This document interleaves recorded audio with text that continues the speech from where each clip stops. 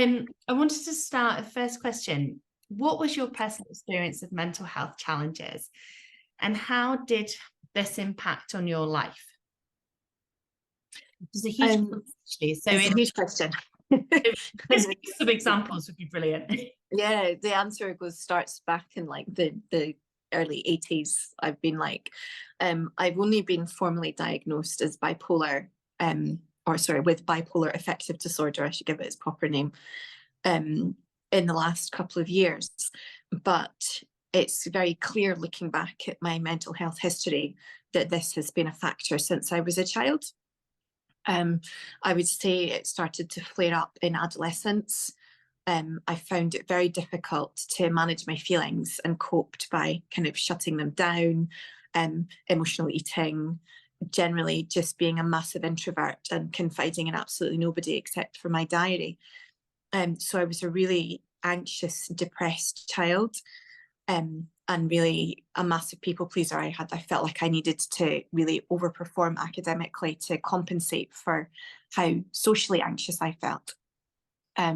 So kind of getting the diagnosis of bipolar in my 40s lent a lot of context to those early struggles.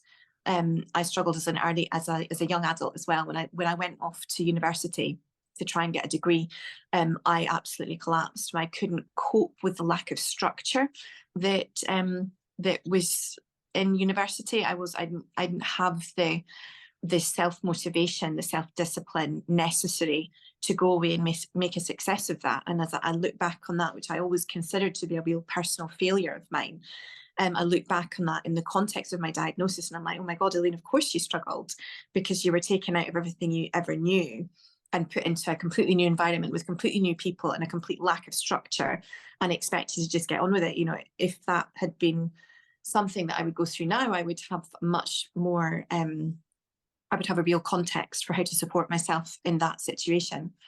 Yeah. So yeah, I found that structure is really, really important for me.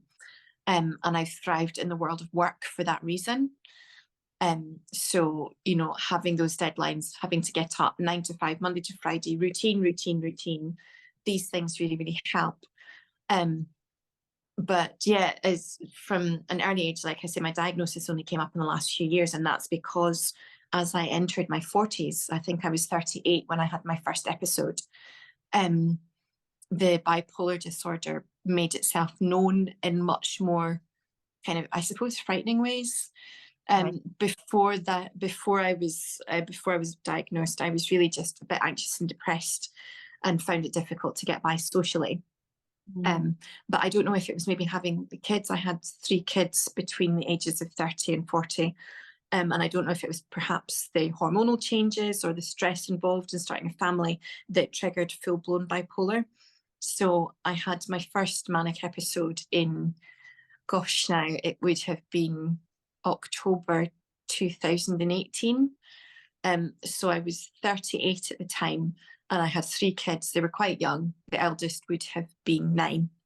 So they would have been 9, 8, and 6 at the time. And nobody had a clue what had happened to me. I had been going through a lot of things. I'd been having a lot of therapy. A lot of old trauma was coming to the surface that needed to be dealt with. And clearly it just became overwhelming for me. And I went into my first manic episode, and I ended up hospitalised at the Royal Edinburgh for 10 days, I think it was. Right. So I wasn't working at the time. I was a stay-at-home mum. So the impact that it had on my life was more personal than professional. Yeah. And I didn't, after that episode, receive a diagnosis because it was so, having always been such a kind of effective person, I kind of got the hang of adulting quite early once I started work. The doctors didn't really have any mental health history to pin it to. It was only, yeah, the signs were there. And I think if somebody who knew me really well and had the knowledge about bipolar had gone through my history with a fine-tooth comb, they would have been like, yeah, there you go. There's your evidence. These are the warning signs. You were at risk of developing this condition. But because I had always flown beneath the radar mental health wise, you know, because just culturally in Scotland, we're not really very well programmed to ask for help when we need it. I think sometimes we're not even very well programmed to know when we need help. I just was prone to soldiering on and not really giving my mental health the space or the consideration that it perhaps deserved. And for that reason, I never really, beyond 1 or 2 doctor's appointments where doctors offered me antidepressants, which I quickly declined, I wouldn't say that mental health had really been on my radar. I didn't think it applied to me. But that all changed in October 2018 when I had my first episode, and suddenly everything got really serious.